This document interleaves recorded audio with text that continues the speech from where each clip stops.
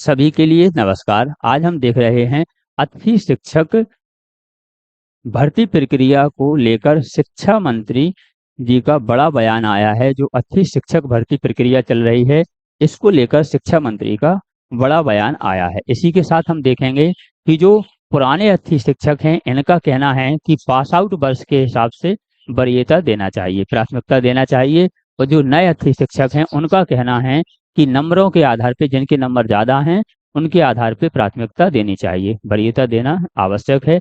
अब आप हमें कमेंट करके बताएं कि जो पुराने अतिथि शिक्षक हैं पास आउट के हिसाब से होना चाहिए या फिर आपके जो नए अतिथि शिक्षक हैं नंबर के आधार पर होना चाहिए। देखते हैं संपूर्ण जानकारी। शिक्षा मंत्री ने कहा नियुक्ति के संकेत, शिक्षा मंत्री जी ने नियुक्ति के संकेत कर दिए हैं, जल्द ही नियुक्ति होंगी। पिछले वर्ष सितंबर माह तक चली थी प्रक्रिया। यह पिछले वर्ष कब तक चली थी? सितंबर माह तक प्रक्रिया चली थी। आगे देखते हैं शिक्षा मंत्री जी का जो बयान है, उसके बाद हम संपूर्ण जानकारी देखेंगे। जल्दी प्रक्रिया शुरू होगी।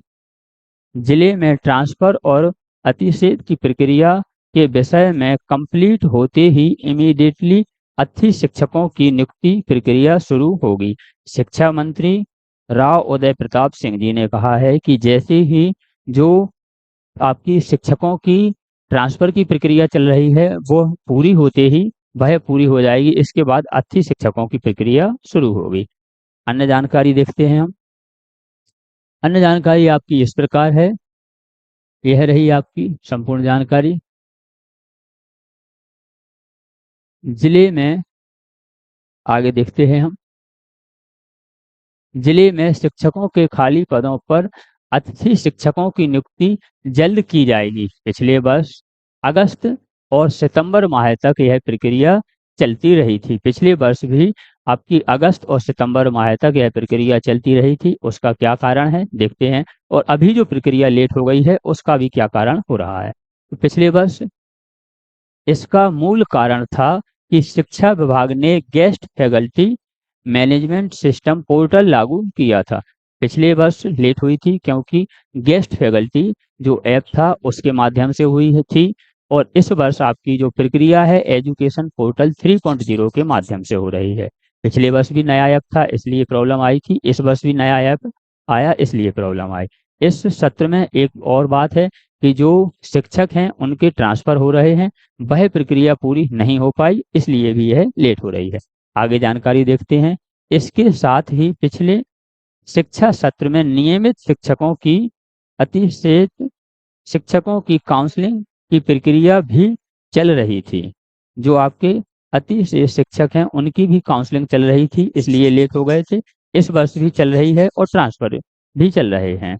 काउंसलिंग की प्रक्रिया के बाद जिले में सामने आए खाली पदों पर स्कोर कार्ड के आधार पर अतिथि शिक्षकों को नियुक्त किया जाएगा। अतिथि शिक्षकों को जल्द ही नियुक्त किया जाएगा। इस साल भी 16 जून से स्कूल शिक्षा सत्र शुरू हो गया है। 16 जून से अब सरकारी स्कूल खुल गए हैं, लेकिन अभी तक अतिथियों की भर्ती नहीं हुई है। हाल ही में जिले में 29 शिक्षकों के प्रशासनिक स्तर पर तबादले हुए। इनकी नियुक्ति और अतिशेष की प्रक्रिया के बाद खाली पड़े विषयों के अतिथि शिक्षकों की नियुक्ति जल्द ही की जाएगी। जिले में 1700 से अधिक लोग अतिथि शिक्षक रह चुके हैं। जिले में कितने? 1700 से अधिक अतिथि शिक्षक रह चुके हैं। आगे देखते हैं। आगे जो आपकी प्रक्रिया है वह आपकी इस प्रकार है कि पुराने अतिथियों का कहना है कि पास आउट के सत्र के हिसाब से, जो जिस वर्ष में पास आउट हुआ उसके हिसाब से प्राथमिकता दी जानी चाहिए। और नए अतिथि शिक्षकों का कहना है कि जिसके नंबर ज़्यादा उन्हें प्राथमिकता देनी चाहिए। अंक आधार ना हो सीनियर अतिथि शिक्षक रह जाते हैं, वंचित जूनियरों को मिल जाता है मौका, ऐसा पुराने अतिथि शिक्षकों का कहना है। आगे हम जानकारी देखते हैं आपकी। अतिथि शिक्षकों की नियुक्ति को लेकर शिक्षा विभाग में लेट लपीट के कारण पिछले वर्ष कई अभ्यर्थी अतिथि शिक्षक नहीं बन पाए। पिछले वर्ष भी लेट हो गए थे। इस कारण कई अच्छे शिक्षक नहीं बन पाए थे।